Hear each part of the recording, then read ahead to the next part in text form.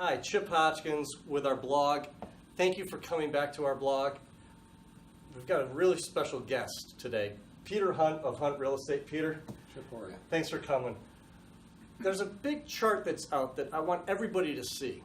So what you're going to see on this new chart is there's a big fall off to the number of closings, the number of transactions in central New York. And it's really a tale of two cities. Under 250, between 250 and 300, and over 400.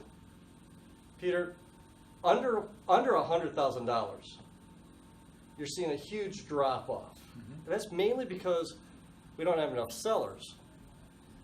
Under 250, it's still the same. In the Syracuse market, we're seeing we just don't have enough sellers. What can we do about that? Well, the bottom line is there's not enough sellers, so there's an overabundance of buyers. There's always a displacement of buyer and seller demand, and buyer demand, seller supply. Obviously, the thing to do is to bring more supply into the market. And this is a perfect time for people, particularly in the trade-up, if they're thinking about moving to another house in Syracuse or someplace else for that matter. There's probably never been a better time to maximize their equity because of that supply-demand relationship. As supply gets lower, demand for it gets higher, prices go up. We've seen it all across upstate, and it's certainly true in central New York as well. As a matter of fact, we've seen the prices of homes on average between under 250 go up anywhere from 4 to 5%. So if you're trying to sell your house or thinking of selling your house right now, there are more buyers out there than we've had in a long time versus sellers. And the rate of appreciation at the lower end is going to be greater than the appreciation at the higher end. That rate of appreciation is the market as a whole.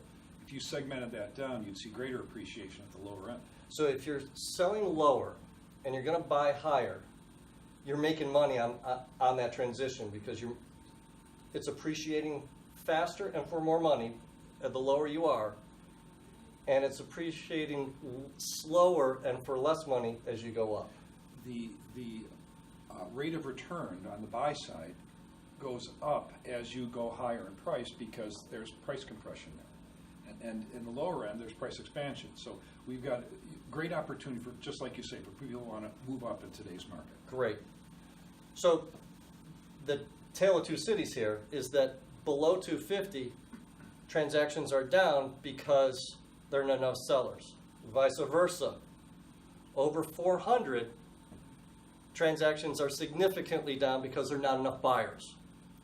So from a seller's point of view, I want more buyers. We have over a 2-year supply of homes between 400 and 1 million. A 2-year supply. So as a seller, what do I need to do? Well, what you need to do is the obvious, and that unfortunately means that you may have to compromise on price. The fact of life is that if there's, just like we're talking about the other side of the coin with the lower end housing, it's exactly the opposite as you point out at the higher end.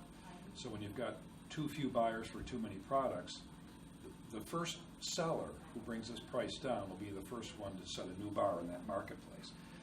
That's an unfortunate thing. That's bad news. The good news is it's true across the whole entire country. Prices and market is down 30% in Southern California.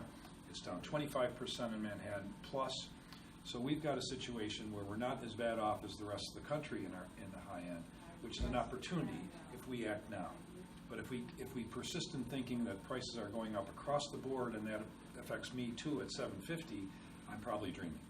What I need to do is set a new bar and be willing to negotiate. Now's the time. So I always tell everybody there are two things they can do. Increase condition or decrease price.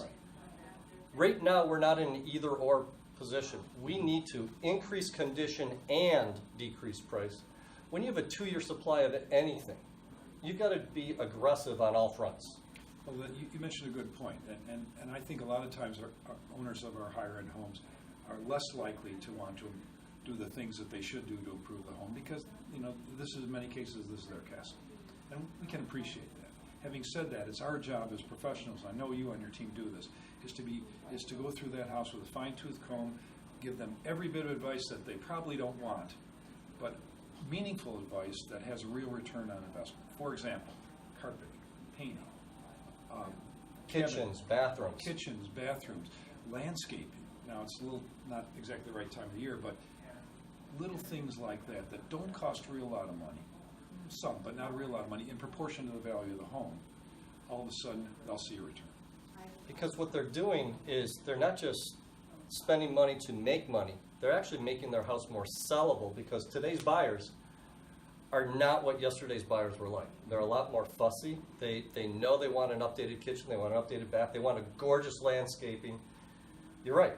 So we've got to increase condition and decrease price. And as part of that's also your team's intimate understanding of all the competition out there. Every other house, the condition of everybody else in the neighborhood, so that you make sure that our products are the very best in that price range. Best in class should be our motto, and if our listings are best in class, believe me, the customers will know that. Certainly other brokers will know that, and I know they know that about people on your team. Right. Thank you. Appreciate that. Thank you, Chip. Have a great day. Thanks for everybody looking. If you have any questions, please give us a call, 315-449-6685, or go to our website. Have a great day.